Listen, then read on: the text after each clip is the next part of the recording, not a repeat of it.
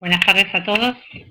Es un gusto para nosotros estar compartiendo esta mesa en estas cuartas jornadas regionales de psicopatología y neurociencias, a las que nos ha convocado el doctor Carlos Benavente Pinto, y para la que hemos venido con el auspicio de la Asociación de Psiquiatras de la provincia de Chubut. Para nosotros ha sido un honor, y es un honor estar compartiendo con nuestros colegas de todo el país. Para eso nos hemos conformado en una mesa intentando hablar de las sustancias alucinógenas como desafíos tanto en el tratamiento, en su abordaje, y en este derrotero que hemos intentado trabajar juntos en relación a un recorrido histórico de estas sustancias, para lo cual nos convocamos colegas de la especialidad y de la toxicología. Entonces, en principio quiero presentar a mi colega Marta Rodríguez, que es psiquiatra del equipo del Servicio de Psiquiatría del Hospital de Comodoro Rivadavia y es docente de la Cátedra de Clínica y del módulo Psiquiatría de la Universidad San Juan Bosco de la Patagonia, de la universidad que está en Comodoro Rivadavia. Para mí también es un honor decirles que estamos compartiendo esta mesa con el doctor Eduardo Escarlato, que es médico toxicólogo, es médico legista, es el jefe del servicio de toxicología del Hospital de Clínicas y además es el responsable de la Cátedra 3 de Toxicología de la Universidad de Buenos Aires. Y también yo voy a formar parte de la mesa, yo soy médica psiquiatra, soy pediatra y soy toxicóloga, trabajo en la Universidad de Buenos Aires, también trabajo en la Universidad de la Patagonia y en el Hospital de Trelew. Así que imaginamos un recorrido entre histórico, cultural y en contexto de la temática de los alucinógenos, sus usos, sus usuarios y las diferentes particularidades. Entonces, al principio nos vamos a tomar un tiempo cada uno para ir hablando de lo que queremos compartir y al final vamos a dejar un espacio para inquietudes, preguntas, desafíos y seguir preguntándonos porque creemos que, bueno, es un devenir histórico que está bueno contextualizar y compartir. Así que, Eduardo, te voy a agradecer el inicio, un poco con tu temática, y arranquemos. Hola, buenas tardes. Ante todo, muchas gracias a los organizadores por la posibilidad de estar compartiendo con ustedes este pequeño espacio, desde la distancia, pero cerca desde el corazón y desde el conocimiento. La idea es, en esta mesa, es mostrar algún aspecto de las humanidades médicas y cómo estas humanidades médicas a veces nos pueden servir como herramienta para desentrañar algunos casos históricos y poder, por lo menos de la mirada toxicológica, encontrar la explicación a algunos fenómenos que han ocurrido en distintas sociedades. Para ello, vamos a tratar de compartir.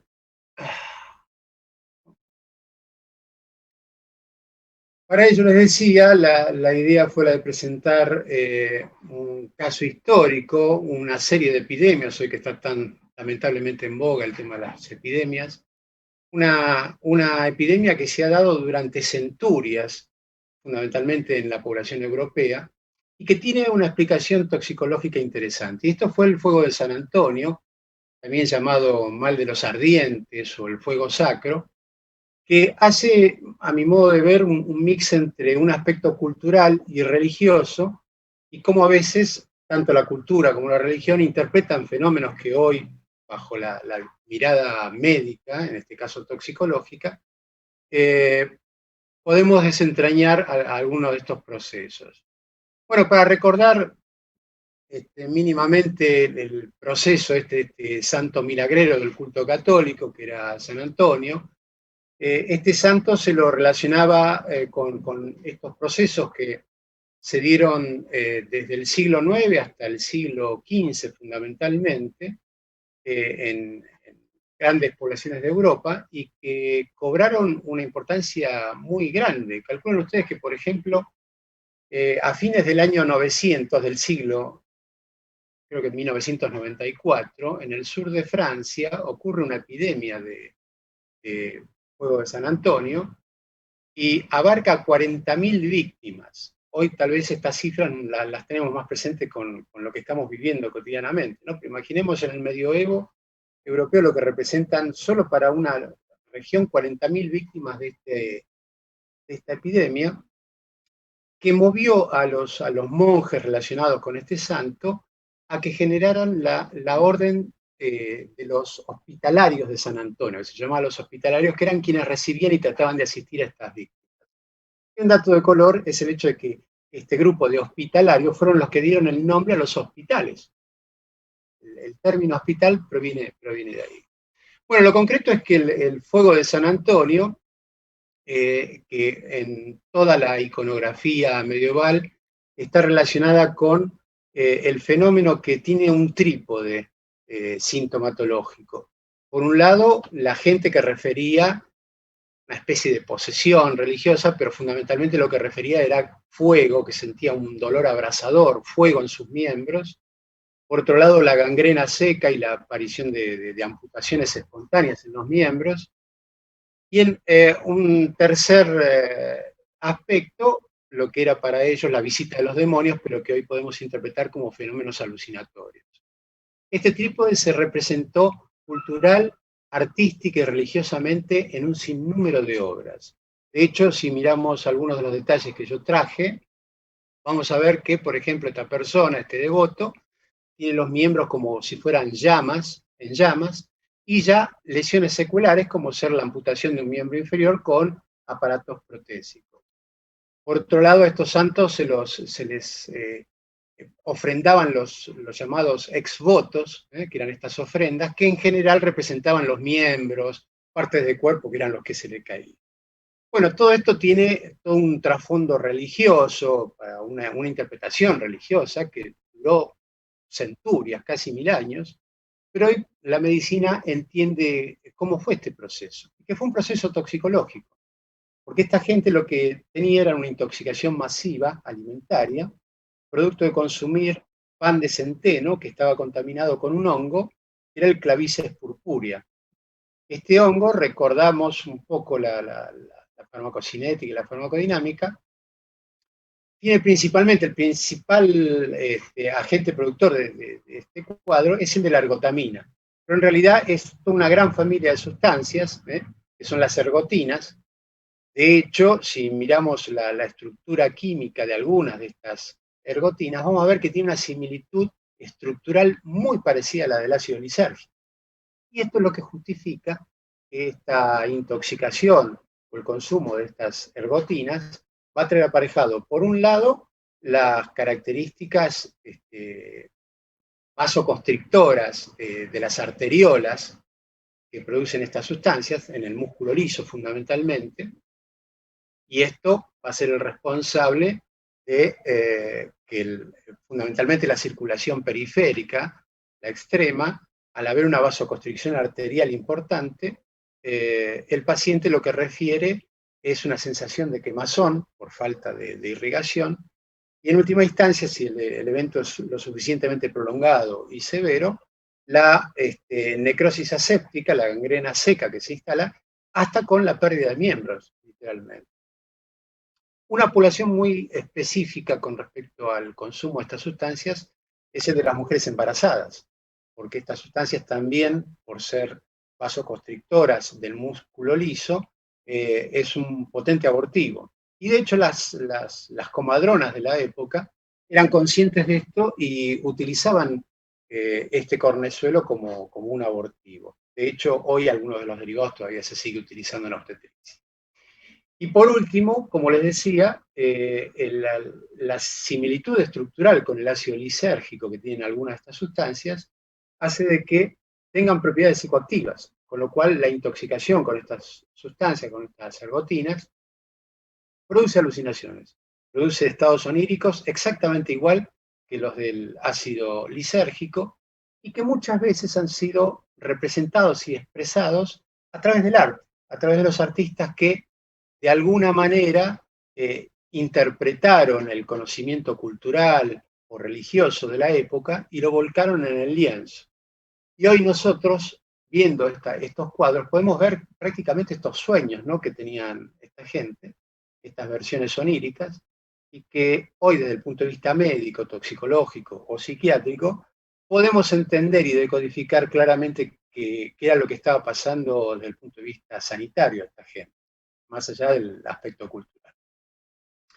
Para ello yo, un poco para refrendar esta situación, traía para analizar un cuadro, Las Tentaciones de San Antonio, que fue un tríptico del Bosco, de Hieronymus Bosch, que se pinta en 1495. Pensemos que hacía solo 3 años Europa había descubierto América, ¿no? El pensamiento de la época era bien el pensamiento medieval, teñido por el aspecto religioso, y así como traemos este cuadro del Bosco, hay infinidad de cuadros que hablan sobre estas tentaciones de San Antonio, y que si entendemos lo que vamos a tratar de mostrar ahora, vamos a poder decodificar qué era lo que estos artistas inocentemente plasmaban en sus lienzos y que hoy nosotros lo podemos entender desde el punto de vista médico exclusivamente. Como les decía, esta enfermedad, esta intoxicación tiene este trípode que en los aspectos artísticos se van a presentar sistemáticamente, que es, por un lado, el tema de las amputaciones. Fíjense, en el cuadro superior, en la imagen superior, un individuo con sus miembros inferiores amputados, y de hecho sus piernas remedan troncos secos, ¿no? Para mostrarlo, tal vez esta situación muy parecida a la de la gangrena seca. Otro individuo que está presentando a este santo un pie directamente, y el otro que vemos a la extrema derecha ya es una persona que ha sido amputada y que ya ha tenido una lesión secular y que se mueve con material protésico de la época. El otro elemento que decíamos en cuestión era el tema alucinatorio, ¿no? Y con respecto a estas alucinaciones que se graficaron culturalmente en la Europa medieval, característicamente, lo mismo que muchas veces con las pócimas de las brujas, que también tenían muchas sustancias psicoactivas, lo que se ven son imágenes antropozoomorfas, es decir, cuerpos humanos con cabezas de animales o de monstruos, o viceversa, cuerpos monstruosos con algún rasgo humanizado. Pero hoy entendemos que estas imágenes, que eran relacionadas con lo demoníaco y con aspectos religiosos, no escapan a la alucinación teñida del factor cultural de la época. Por último, como les decía, siempre estaba el concepto del fuego, esta sensación urente, quemazón, que se caracteriza por esta vasoconstricción periférica. ¿Y cómo lo representaba el arte? Bueno, lo representaba a través del fuego, del incendio. Siempre hay un segundo plano donde en este segundo plano se observan aldeas o ciudades o casas, siempre visitadas por el demonio, y el fuego, que obviamente es lo que sentía esta gente. Un dato de color que no hace mucho descubrí, mirando en detalle este cuadro, fue un detalle en el tríptico central. Fíjense que, bueno, acá se ve al santo rodeado de toda esta parafernalia de seres oníricos, pero abajo a la derecha se ve un personaje llamativo, este pseudo caballero que está montando, pareciera ser un cerdo, pero con forma de jarrón, y aparte este caballero tiene unos miembros alados, ¿no? Una cosa muy, muy lisérgica, muy alucinante. Pero no sé si le llama la atención, fíjense ustedes la cabeza o el casco que tiene, es una cosa muy, muy llamativa, muy, muy característica. El artista pudo pintar artísticamente lo que se le ocurrió en esa cabeza, sin embargo pintó esa imagen rara, que fíjense ustedes el detalle, es la imagen de una cápsula de una planta, la Datura inoxia, que característicamente la datura es una planta que fue utilizada también en esa época, en el medioevo, por las brujas, porque tenían principios activos alucinógenos muy importantes, como la escopolamina, que es otro potente alucinógeno. Con lo cual, ¿por qué el Bosco tal vez eligió esa cabeza, consciente o inconscientemente, tal vez haya probado también alguna de estas sustancias? Es posible, es algo para especular. Bueno, lo concreto es que no solamente el Bosco pintó estas cosas, en realidad las Tentaciones de San Antonio han sido pintadas por muchos artistas y todos con más o menos tenebrosidad, todos muestran siempre este tríptico, como les decía, este trípode sintomático. Por un lado, como acá en el cuadro de Van Hals de 1540, fíjense, prácticamente pasaron 100 años y se sigue pintando lo mismo. Miembros desmembrados, personajes con miembros desmembrados. Por otro lado, personajes monstruosos o alucinados. Y siempre en el fondo, en el segundo plano, el fuego, la sensación urente y la interpretación con el demonio. Otros autores, como en este caso un flamenco, Peter Bruegel el Viejo, que pinta ya no cuestiones religiosas, en este caso, sino cuestiones de leyenda, la loca Meg, que fue un personaje del acervo cultural flamenco, que existió, pero que también se construyó una leyenda alrededor, también muestra una imagen bastante similar, en donde en este caso también vamos a encontrar seres monstruosos. Las amputaciones, que en este caso es un monstruo propiamente dicho, quien está amputado, y quien porta también estas prótesis tan simpáticas y pintorescas y funcionales en última instancia del medioevo. Y como siempre, el fuego que de alguna manera nos remite a este cuadro clínico arteriolar de vasoconstricción. Bueno, para terminar esta pequeña reseña, yo lo que quisiera dejar como punto para reflexionar es cómo a veces situaciones como el estudio de la historia o el arte nos sirven a los médicos en sí como herramientas para poder decodificar y entender procesos que han tenido una trascendencia y han tenido una impronta en algunos aspectos culturales, en otros religiosos, pero que tuvieron una base médica, en este caso una enfermedad, y característicamente en este caso una intoxicación con sustancias psicoactivas. Y así como uno trae del medioevo, bueno, vamos a ver cómo distintas culturas, distintas épocas y distintos continentes han tenido y tienen, y tenemos todavía, aspectos culturales relacionados con procesos biológicos que no está mal que podamos desentrañarlos aún con estas herramientas. Bueno, nada más, muchas gracias por su atención y le paso el mando a Marcela. Muchas gracias, Eduardo. Voy a compartirles mi pantalla, si la encuentro. A ver. Un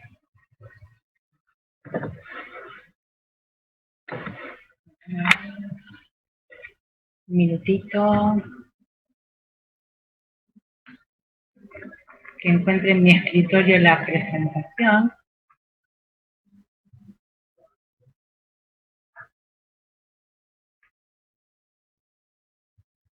Como la había dado,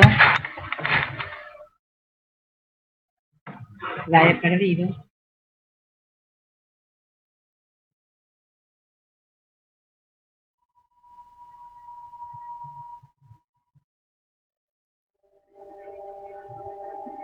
A ver aquí.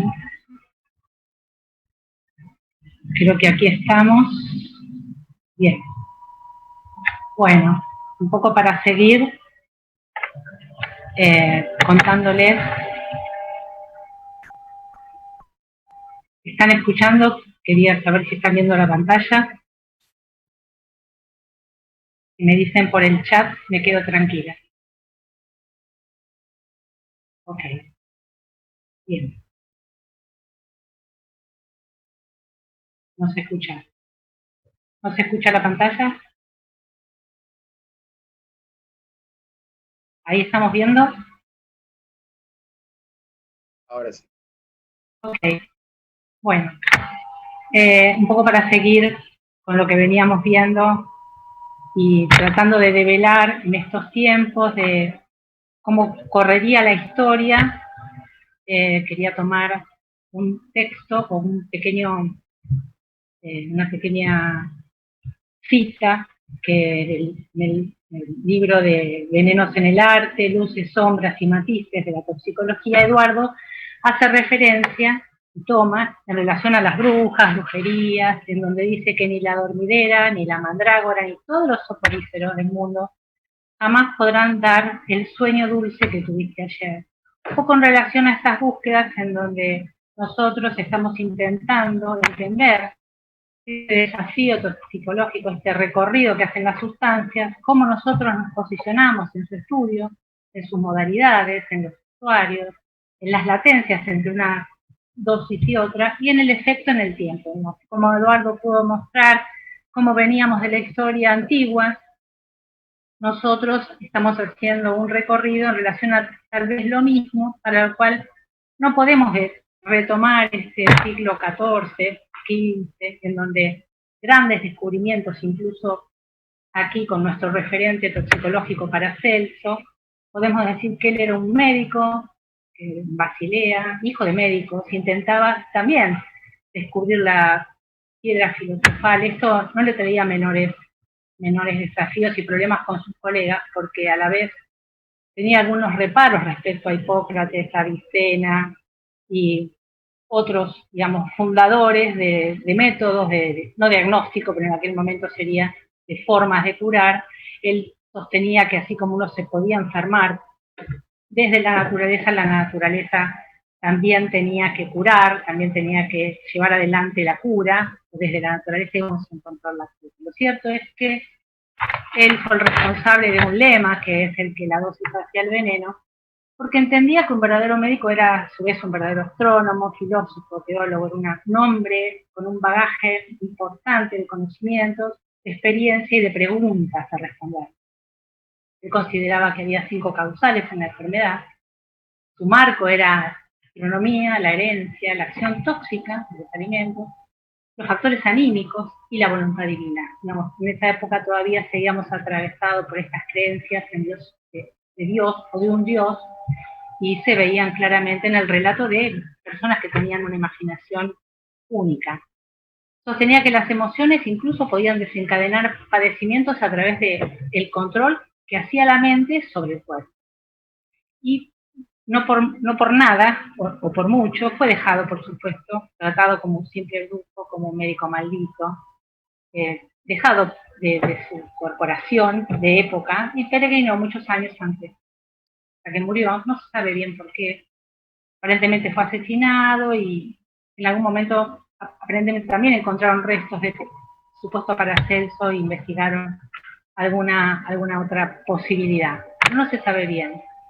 Lo cierto es que desde el trópico hasta el ártico se han usado alcaloides de diversas plantas, ya lo estamos viendo, para intentar inducir o agitamiento o precipitar estados de visión o de alteraciones de la percepción que nos permita acceder a, bueno, momentos culturales, estadios de máxima sensibilidad y percepción, en tanto religiosas o a través de estados alucinatorios, pero como un modo de entender a veces estas experiencias sujetas a la cultura, lo iremos viendo hasta nuestros tiempos.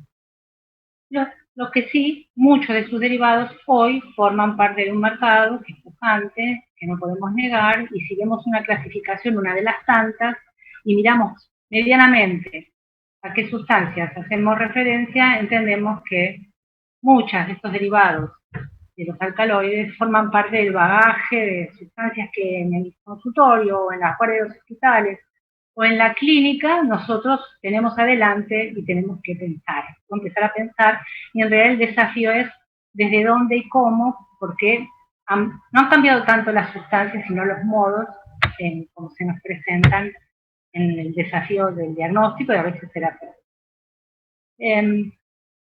En esta clasificación, un poco lo que yo he tomado es la aparición del LSD. Fíjense que ya nos venimos al 1900, en medio de también investigaciones químicas relacionadas con el uso de alcaloides de los usuarios de estos alcaloides del ERGOT, aparece la molécula número 25, que es la que Albert Hoffman denomina LSD, y que incluso, aparentemente, según los relatos y mucho de la historia moderna, hablan de que tuvo un accidente, digamos, en una ingestión que también dicen que fue sin querer y después en realidad él hizo la experiencia, pero como fuera, esto le supuso un estado de dispersión y de psicodelia que lo convirtió en un viaje, que esto aparentemente fue el resultado de una experimentación o accidente o incidente que terminó en su recorrido de regreso a su casa en medio de un cuadro lo suficientemente psicodisléxico y en bicicleta que hizo que ese día en Estados Unidos tengan un día que es el 19 de abril, que es el día de la bicicleta, en relación un poco a cuenta de esta experiencia psicodélica de Albert Hofmann. Cierto que el abuso de los alucinógenos aumentó dramáticamente a partir de la experiencia con LSD y se reflejó incluso en nuestra propia historia, la historia de los 70, que también tuvo un marco muy importante en relación a lo que fue los primeros hippies, lo que podríamos decir la protesta contra la guerra de Vietnam, la aparición de este Allen Ginsberg como poeta beat, pero que en realidad fue el que estableció el modo Flower Power en relación a una protesta lo suficientemente importante en dos tiempos. La segunda fue mayor que la primera, en donde repartían flores, juguetes, caramelos a la contra, digamos, respuesta contra esa lucha anti-guerra. Que también para la época se vio reflejada en una publicación de uno de los discos de los Beatles, en donde la canción Dr. Robert también hace referencia a este modo, ¿no?, de salirse, de experimentar el no dolor o de sublimar, decirlo de alguna manera, sí, la contracultura. Si estás mal te lo arreglas, si tomas ese cóctel la vas a pasar bien, y así es como el LSD en la clínica hoy nos presenta un desafío y quizás con el tiempo, tema para otra mesa, un desafío mayor, porque hoy no hablamos de intoxicaciones puras, hoy lo que tenemos para eso es mezcla de sustancias, eso lo sabemos muy bien todos, y un paciente con una historia en un medio, en una cultura y muchos psicoactivos a la vez, en donde nosotros los toxicólogos, cuando estamos pensando toxindrómicamente, también tenemos que pensar con otros qué tipo de pacientes en esa mezcla de sustancias tenemos en la clínica. Esa clínica y esta intoxicación, en realidad la enmarcamos dentro de lo que sería el toxíndrome psicodiséptico. El LSD viene de muchas maneras, pero básicamente está embebida en modos de llegar al organismo para cumplir una X farmacocinética, y de diferentes modos aparece esta venta, este mercado. Tan épico es su desarrollo que hoy tenemos algunos que se llaman avatar. Y todos nosotros tenemos nuestro avatar y el LSD también tiene su avatar. En relación a esta clínica, que tiene que ver con cuánto actúa sobre las zonas de alta densidad, los receptores 5HT2A, 5HT1A y D, vamos a tener, y esto, como decía Paracelso, en relación a la dosis, y agregamos el tiempo de evolución, la clínica de este paciente que se puede presentar en tanto con síntomas más mentales, autonómicos, neuromusculares, porque lo que tenemos es una clínica del simpático y anticolinérgico, y también del dopaminérgico. Entonces, en esta clínica el desafío realmente de visualizar qué vamos a hacer nos hace parar primero a nosotros toxicológicamente en el síndrome, pero recordar que hoy tenemos que pensar que viene acompañado.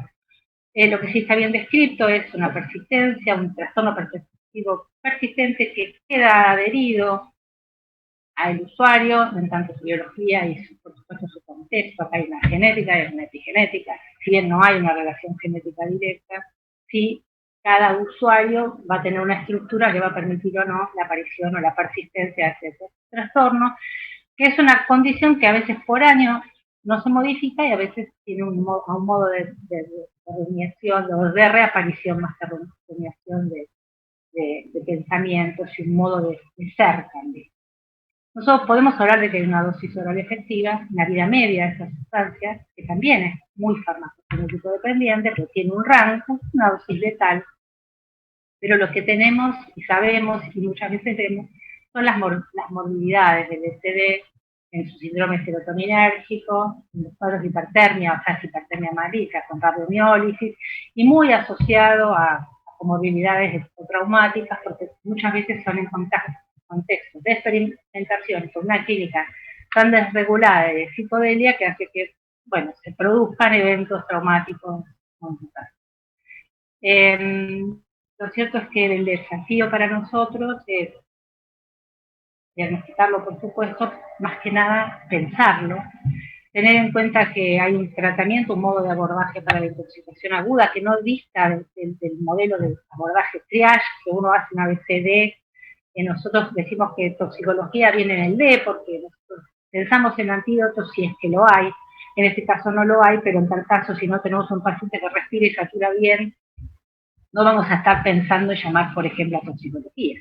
Entonces, este abordaje de guardia, de la guardia, de los médicos o del equipo de salud, tendría que estar bien claro y lo podríamos enmarcar si en principio pensáramos en que estas sustancias circulan y pensáramos en que el triage toxicológico es una alternativa al diagnóstico diferencial, al abordaje del paciente, en donde sin duda la reanimación toxicológica no difiere de ningún otro tipo de manejo del que deberíamos estar habituados en una guardia o en el primer momento asistencial, que en realidad el botiquín habitual para el RCP no hay que ampliarlo demasiado, hay antídotos reanimadores, la verdad que son entre el 3 y el 4% del bagaje terapéutico de lo que serían las guardias o los equipos de salud o las ambulancias, y en realidad sí hace falta a veces un instrumental adecuado, pero también será capítulo de otro encuentro.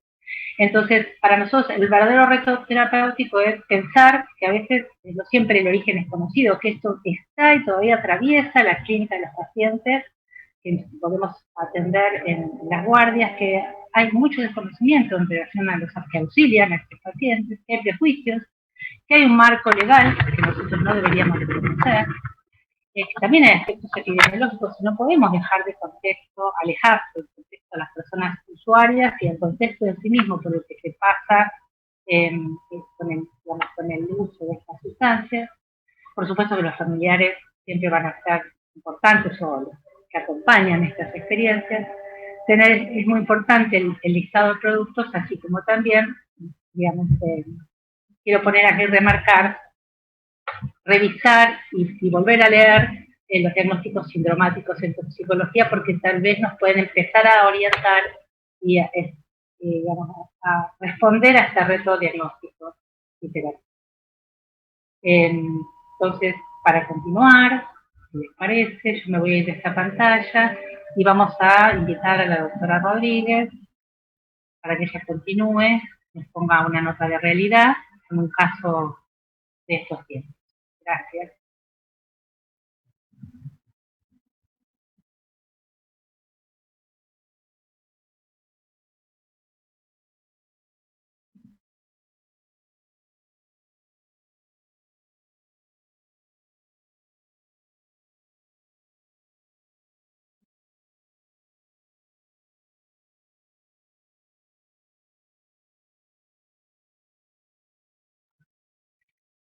Vamos a esperar a ver qué pasó con la doctora Marta Rodríguez, que se debe haber caído su presentación o debe estar intentando compartir pantalla.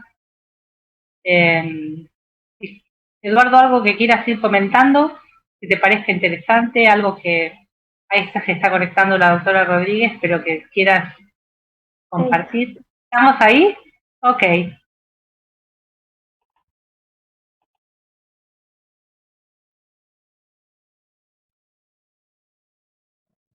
Bien, arranco entonces. Bueno, comienzo. Bueno, mi nombre es Marta Rodríguez, yo voy a hablar de la idea de la presentación, como comentaba al comienzo Marcela, estuvimos hablando de distintas sustancias. Yo voy a hablar de la última sustancia, que es ayahuasca, presentando también un caso clínico, y hablando también un poco de la mano de lo que tiene que ver con la cultura y la religión, que viene un poquito en contemporáneo a cada una de las sustancias que fuimos nombrando. Les voy a compartir la presentación.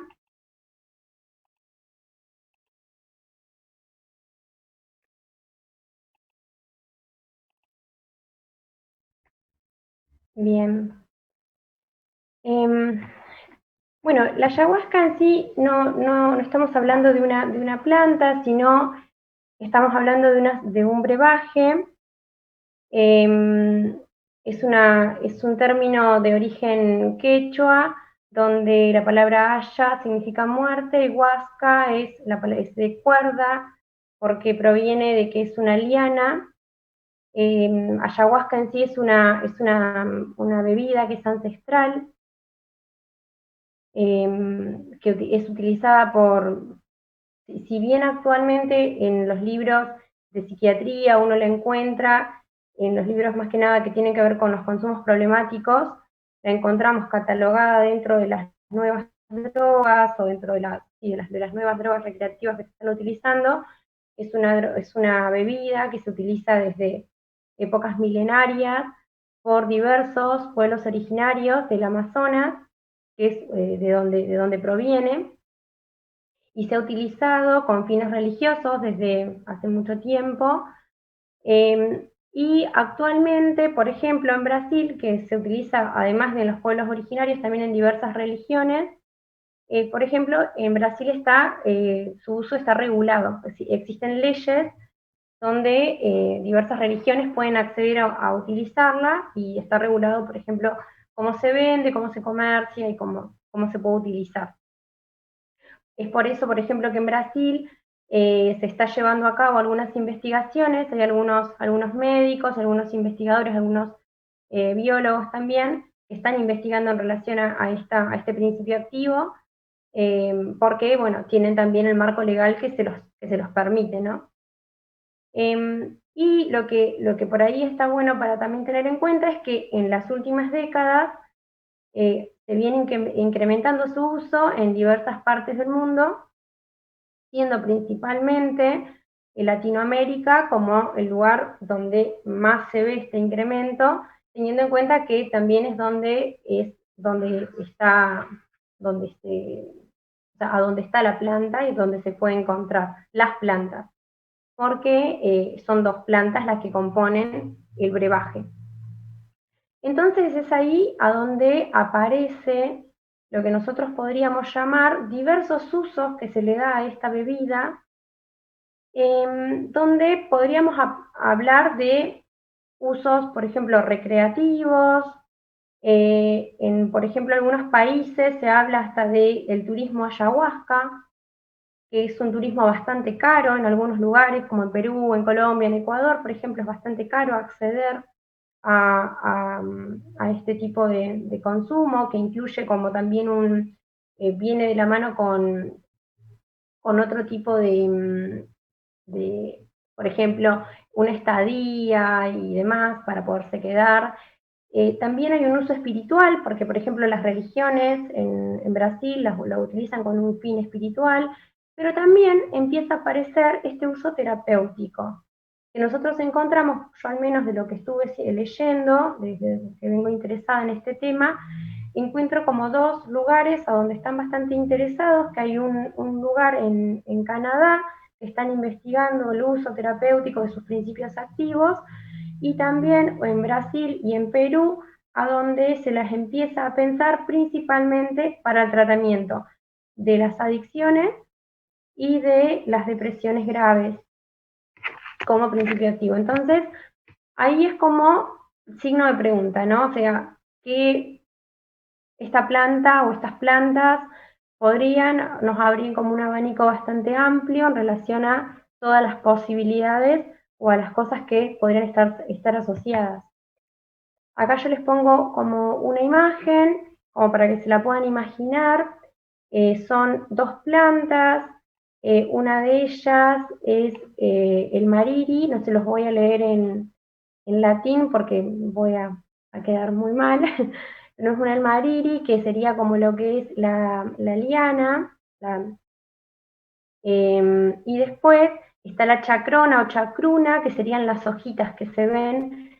Esto se junta en proporciones que obviamente acá es todo lo que todavía no se conoce.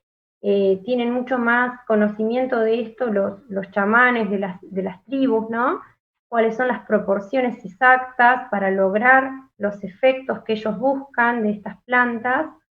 Pensemos que en las tribus, los que acceden al uso de estas bebidas son los chamanes nada más, y tienen como usos bastante restringidos. No es el uso que después se le da como desde los occidentales a este brebaje. Esta bebida, estas dos sustancias, o sea, estas dos plantas tienen dos principios activos principales. El mariri principalmente lo que tiene son alcaloides tipo armina, que el efecto que tiene, el mecanismo de acción, su farmacodinámica, son inhibidores potentes, naturales, selectivos, irreversibles de la MAO, actúan como IMAOs. Obviamente lo que van a hacer es aumentar la disponibilidad de noradrenalina y serotonina, principalmente en la hendidura sináptica, y después la chacrona o chacruna lo que genera es, el efecto es como el componente más, el alcaloide psicoactivo, y es el que va a generar la alucinación, porque es el que tiene el DMT, la dimetiltriptamina, y actúa sobre los receptores 5-HT2A. Y ahí es donde también hay como una asociación, porque vieron que hay una línea que asocia este DMT, que lo produce también la glándula pineal, y se asocia con esta molécula espiritual. Hay un libro que es muy popular, que se llama DMT, la molécula espiritual, que yo después puse una diapo en relación de ese tema, y también un documental que devino de ese libro. Entonces hay como también este marketing que tiene que ver con la ayahuasca y el DMT, y la posibilidad de conectar con estados de conciencia y la espiritualidad y demás, y viene un poco también como este efecto psicoactivo que genera y de alucinatorio, ¿no? Por ahí llevándolo un poco al arte, que es lo que es nuestro objetivo con el equipo de esta mesa, que siempre fue pensándonos estas sustancias alucinatorias y cómo han ido influenciando, porque cada sustancia ha sido popular en cada época también por el contexto histórico que tuvo, ¿no? Y le han hecho popular eso. Y la ayahuasca en esta época es como que viene anillo al dedo, porque de alguna manera es amigable con todo lo que hoy es amigable. Es ecoamigable, parece divertida, tiene que ver como con todo lo que los jóvenes hoy aprecian, y tiene como esta cuestión de que la ayahuasca pareciera que también nos hace como este insight y nos permite a todos o a las personas sacar esta cuestión creativa que tenemos escondida, y podríamos todos ser unos artistas tremendos consumiendo esta sustancia. O de alguna manera es lo que popularizan en las redes o las personas que cuentan sus experiencias cuando cuentan este consumo. Hay un libro que se llama La ayahuasca te da tu arte, como popularizando un poco esto, que por eso lo traigo a colación. Otra de las cosas que también como para tener en cuenta, en un portal de este año, el 5 de enero del 2020, hablan un poco de cómo algunos autores, o bajo los efectos de la ayahuasca, o sobre los efectos de la ayahuasca, han escrito, autores bastante importantes.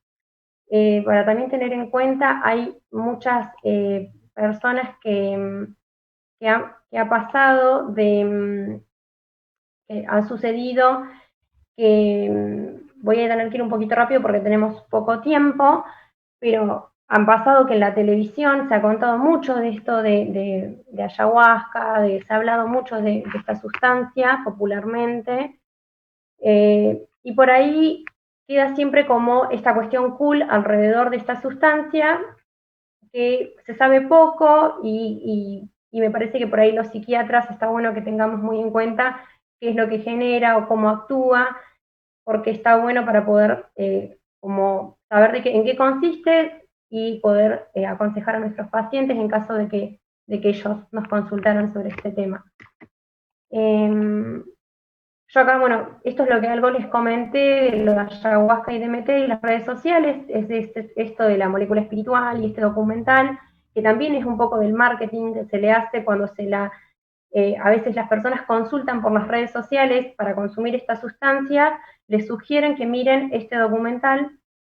Se los digo porque yo en su momento estuve investigando, hice un par de consultas y cuando consultaba me sugerían a mí como, mira este documental y vas a entender cómo funciona ayahuasca. Una cosa un poco rara. En las redes sociales es muy fácil acceder al consumo y acá en la cordillera de Chubut, Lago Puelo y demás, es bastante fácil acceder a rituales o a ceremonias de ayahuasca. No sabemos ni siquiera si es que realmente es ayahuasca lo que se les da a las personas, ¿no?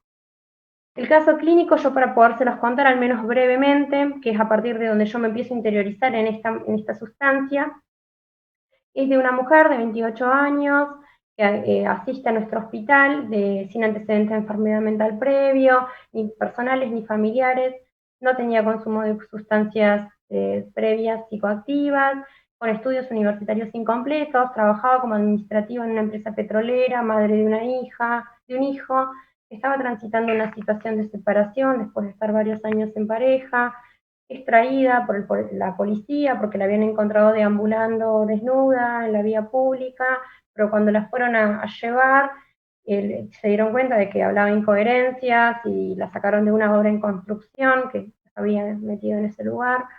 Y cuando la llevan a la guardia del hospital, evalúan que estaba muy inquieta, estaba taquipsíquica, comentó que no dormía ya hacía varios días, con conductas exhibicionistas, muy seductora con el personal masculino, se la veía alucinada, alucinaciones auditivas, anestésicas, con ideas delirantes. Se le interpreta como un episodio psicótico agudo y se la ingresa de manera involuntaria. Se le hacen todos los estudios que generalmente le hacemos al ingreso y en el correr de los días se la siguió estudiando. Yo acá les hago como un review de todo.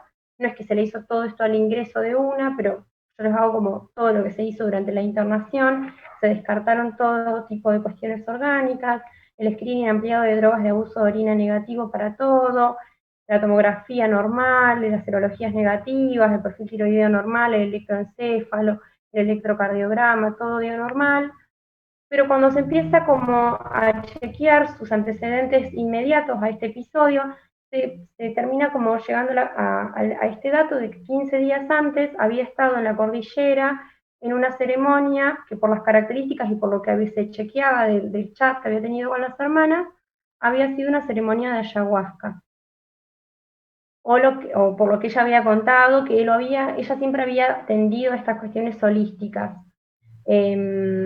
Entonces, prefería como estos tratamientos naturales, y es ahí donde entra el debate de esta cuestión donde las personas piensan que las plantas, si es una planta, es natural, si es natural, no hace daño.